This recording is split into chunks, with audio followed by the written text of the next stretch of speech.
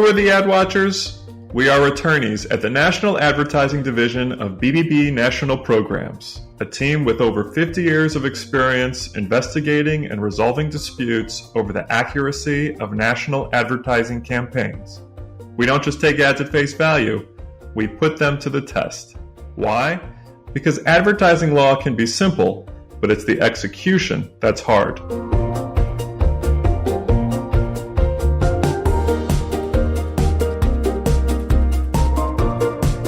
Well, hi, Annie.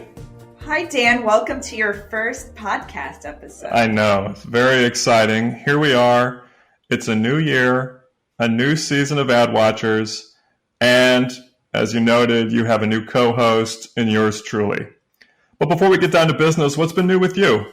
Well, I've been training for the New York City Half Marathon, which is taking place this Sunday, and so far the weather looks good. Well, absolutely. Well, it sounds like you're on a real health kick. And you know what? That's great, not only for yourself, but also for our podcast, because, by pure coincidence, we're going to speak about taking care of your health claims. We're going to do that by looking at guidance from our friends at the FTC, who recently published their health product compliance guidance, which guides advertisers about ensuring that their health claims are truthful and supported. But this guidance isn't completely new, though, is it? It isn't. It happens to be an update to guidance that the FTC provided back in 1998. So just to provide some context and historical overview, the Dietary Supplements Guide was enacted in response to a rapidly growing dietary supplement industry that was making wildly unsubstantiated claims, in an effort to help them understand how to abide by advertising law and ensure their ads were truthful and not misleading. It didn't have the force of law, but the guidance was incredibly helpful to teach those in the industry who followed it how it identified express and implied claims in ads, the support that was needed to substantiate the claims at issue, and it provided lots of examples about, real life scenarios. And we actually relied on this guidance when reviewing claims for dietary supplements because we harmonize our efforts with relevant regulatory authority. The current Health Claims Compliance Guide replaces the Dietary Supplements Guide and now applies to all health-related products. The objective of the Health Products Compliance Guidance, as with the Dietary Supplements Guide, is to ensure that health-related claims are truthful, accurate, and not misleading. When you read the guidance, you actually see that a great deal of it looks familiar. For example, the need for competent and reliable scientific evidence to support health and safety claims, and what constitutes a reliable clinical study. But a deeper dive shows that there are important changes. We're only going to touch on a few. So aside from reading the guidance itself, which everyone should, there's also a blog post that I wrote recently that touches on the changes in the guidance. And we also focused on an entire episode in season 1, episode 7 on health claims that provides a real deep dive in terms of claim substantiation for health-related claims. The guidance follows a similar structure as the Dietary Supplements Guide. It starts off with identifying the claims at issue, express and implied, and then it talks about qualifying information and disclosures. And then it goes on to explain substantiation for claims, and then other issues like the use of testimonials and endorsements and the use of third-party literature. So Dan, why don't you walk us through the expectations with respect to randomized clinical trials? Sure. Yes. It's often said that there is nothing more important than your health. And because health is so important to consumers, the FTC and NAD both scrutinize health claims closely and hold them to a high standard of support, which, as you said, Annie, is the standard of competent and reliable scientific evidence. So, what does competent and reliable scientific evidence mean? Well, the FTC defines competent and reliable scientific evidence as generally meaning, and I quote, tests, analyses, or studies that have been conducted and evaluated in an objective manner by experts in the relevant subject matter to which the representation relates, and are generally accepted in the profession to yield accurate and reliable results. But here's what's important about the guidance document. The FTC makes clear that in the context of health claims, those tests or studies are typically going to need to be in the form of high-quality, randomized, controlled human clinical testing, or RCTs, as they're often called.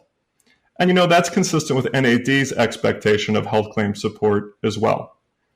All right, so what are these RCT elements? Well, in reverse order, we know that T stands for test. That's the easy one. Human clinical testing is what we're looking for. The C means controlled. That means your test to support health claims should have a control group as well as a treatment group. This means having one group who receives the subject treatment or product and one group who doesn't. This is needed because results showing improvement in a group could be the result of a placebo effect or other factors unrelated to the product's benefits.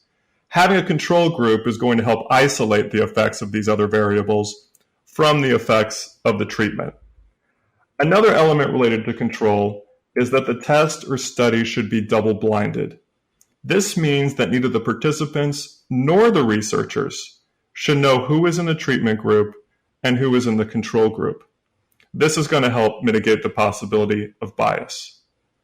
And finally, the R in RCT stands for randomized. You want your test to randomize the control and treatment groups. That means you want demographic characteristics and other variables to be similar in both groups. If the two groups are very different in age or diet or health status, gender, etc., those differences could be the cause of different results between the groups and could undermine the validity of Indy findings. Now, also to get reliable results, you're going to need to consider factors like how big of a sample size you need to have, how long the test needs to run, and how outcomes will be measured. And speaking of results, the guidance document also affirms that results must be both statistically significant and clinically meaningful. This is also consistent with NAD precedent. Statistically significant means that the study needs to show a difference between the treatment group and the controlled group at the 95th percent confidence level. You'll often see this expressed in statistical terms as having a p-value of 0.05 or less. And also the results should show that a health benefit is provided to consumers in the real world and not just in a lab environment. For example, it's great if a product is shown to maintain production of a certain hormone over time, but if maintenance of that production isn't shown to provide any real human benefit, then the results aren't probably going to be clinically meaningful. A real-world, meaningful benefit has to be demonstrated. Okay, so another question that sometimes comes up is, how many RCTs do I, as an advertiser, need? Is one good enough? What about two? Well, the FTC does not state a specific number of RCTs that are needed to support a health claim in the guidance document. Really, it's about quality, not quantity. You can have a bunch of tests, but if they're all poorly designed, they're unlikely to provide good support for a claim. With that said, however, the FTC does suggest that 2 RCTs might be best practice because a second study would account for potential bias or other unrecognized factors that could affect the results in the first study. The FTC does also acknowledge that there may be instances where RCTs are not feasible, such as maybe because human participants in a test would be inherently dangerous. But the message in the guidance document is clear. RCTs are the starting point for health claim support. An advertiser is going to need to have a really good reason why RCT support isn't appropriate for their health claim. Now, Annie, sometimes after an advertiser gets results from their trial, the results may not be exactly what they hope for. Maybe they're tempted to ignore certain aspects of the data, or maybe perhaps selectively interpret it to sort of better fit the claim they're looking for. Advertisers have to be careful to avoid this, don't they? Yes, they absolutely do. And any attempt to sort of massage the results or make them better, if you will, is commonly referred to as p-hacking. And in fact, the guidance refers to it specifically. So p-hacking sounds pretty bad, and it is. It doesn't involve stealing somebody's identity, but it is what happens when scientists manipulate statistics to get better results than they originally got. So for example, you run a study and it doesn't find a statistically significant result, or it finds one, but it's not really clinically or consumer meaningful. So what you do is a post hoc analysis and you get a better result. So that involves running a test after the fact to show that there's a statistically significant result or that the result is consumer meaningful. Or you focus on one part of the results that are statistically significant, right? And the rest are not. And you report it in a way that inflates the results and basically minimizes the non-statistically significant results. So why is that bad? Well, it's deceptive because what is reported is a benefit that really can't be achieved.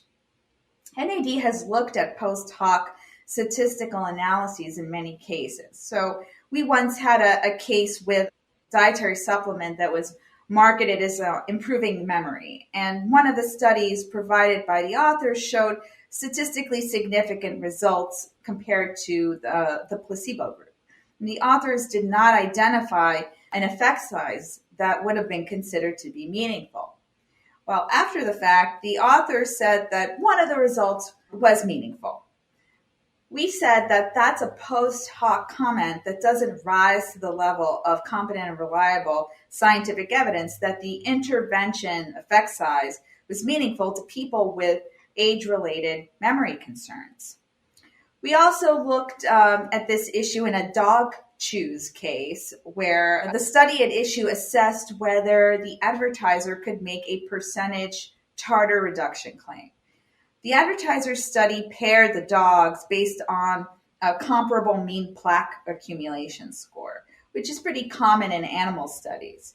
But it resulted in dog pairs that were not the most comparable in terms of a predisposition to accumulate plaque and tartar.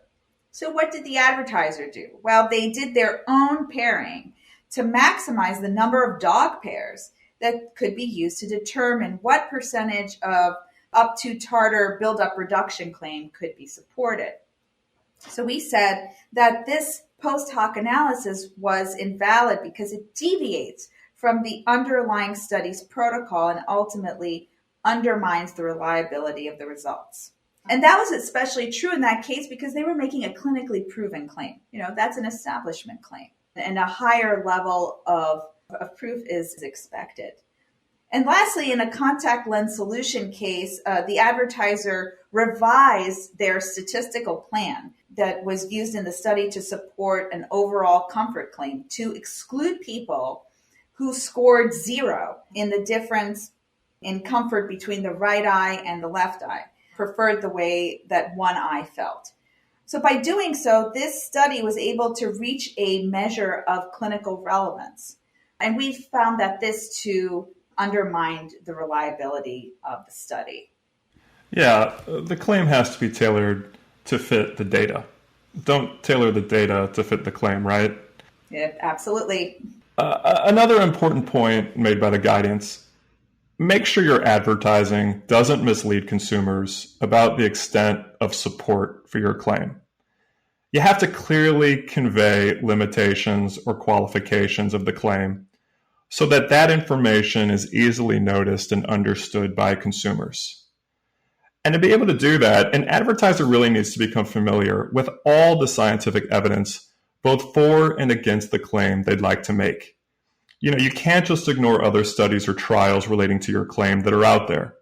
If there are studies that contradict or limit the results obtained from your testing, that may affect the claim you can make. For example, let's say that an advertiser has an RCT finding a statistically significant difference in arterial plaque provided by an advertiser's fruit drink compared to a placebo. The advertiser then makes a claim that the drink is proven to promote cardiovascular health. But then later, larger studies, however, find no significant difference between the drink and the placebo on arterial plaque or other measures of arterial health. Given the totality of the evidence, which is what the FTC and NAD is going to look at, the advertiser's claim is unsubstantiated. The FTC also indicates suspicion of the use of vague terms to qualify claims, which NAD often sees. For another example, there may be some science that indicates that a product provides a health benefit, but the science may still be in its infancy and isn't yet conclusive. So an advertiser has an ad featuring the claim that promising evidence indicates that our product may provide health benefit X. In the guidance document, the FTC states the use of may or adjectives like promising might not adequately convey the extent to which the positive support for the claim is limited or inconclusive. And the FTC knows particular concern about clearly expressing limitations given the target audience of many health claims. You know, the target audience is often going to be individuals suffering from a condition for which the advertised product suggests potential relief. These consumers may be predisposed to interpret the advertisement in an especially optimistic way and may overlook subtle qualifications of the claim. So a more express statement of the limited nature of the support beyond qualifiers like may will often be required. And speaking of qualifications, the FTC affirms some principles about disclosures too, don't they, Annie? Yeah, and before I get into that, I thought I would add that the FDA actually allows qualified health claims, but advertisers have to be wary about avoiding implying a benefit beyond the qualification or making claims about FDA approval. And there's actually an example in the guide, I believe it's example 48, that talks about that, just to make sure consumers really understand the limits of the evidence. So that's very much in line with the FTC guidance. But yes, turning to disclosures, disclosures have to be clear and conspicuous so they cannot be missed and also cannot contradict the main claim. And what's great about this, the guidance, and really not just with this, but really throughout, there are so many examples. There were lots of examples in the dietary supplements guide, but there are many more in this guidance, and they also reflect a lot of the recent enforcement actions and social media and just other updates. It's very important to look at those examples. So with respect to disclosures, they say that, the disclosure has to be immediately next to the claim in the same font and contrasting background. And that's something that can certainly have implications for many claims, especially when the claims are in like giant size, right? So those disclosures will have to be much more prominent. They have to be unavoidable in social media, right? So don't bury it. Hyperlinks are not going to be enough, because consumers just might not click on them. And a lot of times those hyperlinks have important qualifying information that really should appear next to the claim. And we've looked at this in many cases, but one in particular was a telecom case that was reviewing fees. And we said that a hyperlink that was labeled offer details did not notify consumers of the nature of the disclosures found in the link. So it was less likely that consumers would click on them and read that information. Similarly, in a pet food case, we found that a learn more hyperlink shown next to the comparison chart was fake. So keep that in mind. And then also the guidance explains that the disclosures should be visual or audible if that's the case for the claim. I mean, if the claim is visual, the disclosure should be visual. If it's the claims in the audio, the disclosure should be in the audio. But it also says err on the side of making sure consumers really know what that disclosure is and do both. So that's something for advertisers to keep in mind. And we looked at that specific issue in some telecom cases where we reviewed whether the service was available. And there were instances, in those cases, the service was more unavailable than available. And so we recommended that the availability of this service should be made part of the main claim or close to the main claim and disclosed visually if the claim was made visually and orally if it was made orally. So yeah, definitely be mindful of the FTC guidance in this regard. So Dan, do you want to talk about connections to third-party content? Yep. I mean, that point is made in the guidance document also. And of course, it's tremendously exciting for marketers when someone says something good about their product, particularly if that person is well respected or well known or has a lot of social media followers. Just keep in mind, though, while an advertiser generally isn't responsible for claims made by independent third parties with whom the advertiser has no connection, an advertiser does become responsible for those claims if the advertiser uses them in its advertising. That's well established NAD precedent, and the FTC affirms it in the guidance document also. So, for example, let's say a blogger writes about how after drinking a particular fruit drink, I'm going back to the fruit drink here for this example, for several weeks, they noticed a significant reduction in the symptoms of their eczema. The fruit drink manufacturer has no connection to the blogger, didn't pay the blogger to make those claims, didn't sponsor the blog. So those aren't advertising claims of the manufacturer. But if the fruit drink manufacturer, say, puts a link to that article where that claim is made on their product website, then those claims made by that blogger can be deemed to be endorsed or validated by the fruit drink manufacturer and the manufacturer's advertising claims for which the advertiser would need substantiation. Another important point on this topic that the FTC makes is that there's no so-called two-click safe harbor. In other words, the fact that a consumer may need to click on another link after clicking on the link on the advertiser's website before seeing the claims relating to the advertiser's product does not insulate the claims from being potentially attributed to the advertiser. So Annie, what are some general takeaways from the FTC's health products compliance guidance that we can leave our audience with?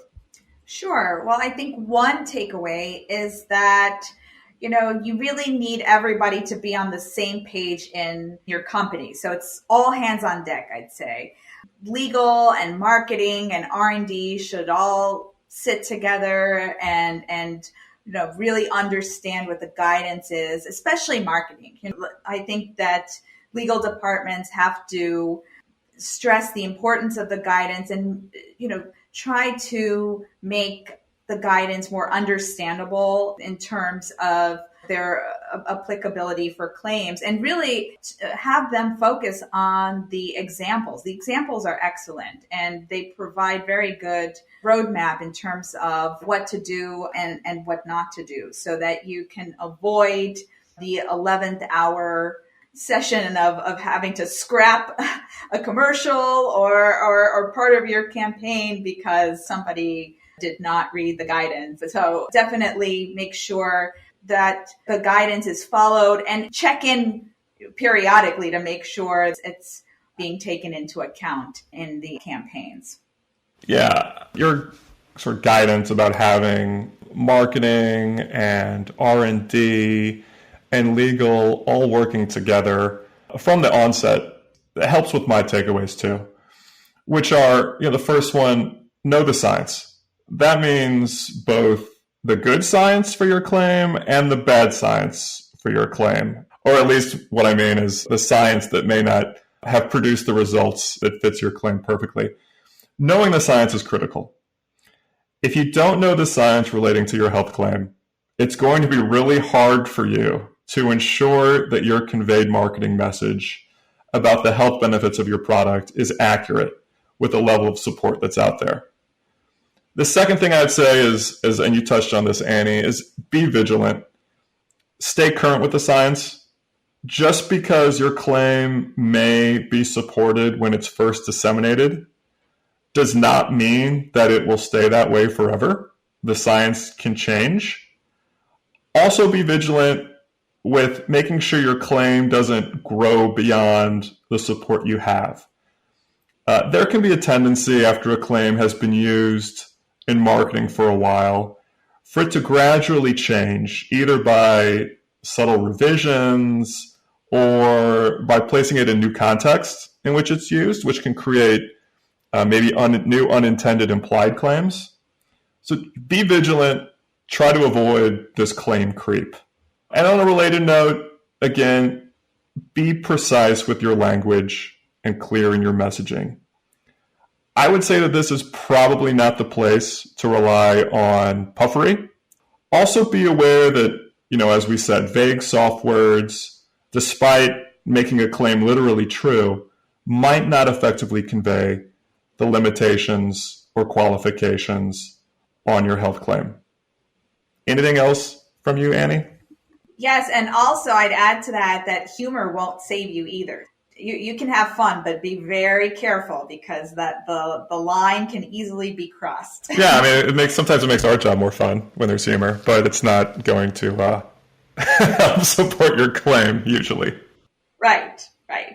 So the last thing I would say is scrutinize third-party sources you use, and Dan touched on that earlier. So, a social media, widget, tweet, Instagram post, even when it's accompanied by a link to the article itself, has to, standing alone, be truthful and accurate. So if you are summarizing or republishing a quote from a third-party article, advertisers bear the burden of providing a reasonable basis for the claims that are in that summary or quote or reasonably implied. Well, it's been great to work with you on this first episode and all the episodes to come this season, Dan. Well, thanks, Annie. Thank you for taking it easy on me. I feel like a veteran now. Looking forward already to our next episode, which should be coming out in a few weeks, in which we're going to dive back into the realm of green claims with a special guest and AdWatchers alum. So look for that coming soon. Thanks again for tuning into AdWatchers. Be sure to check out our previous episodes at accountabilitystudio.org, Apple Podcasts, or wherever you get your podcasts. And don't forget to subscribe to get notified about our next episode. Until then, leave us a review and let us know what you'd like to hear us discuss later this season.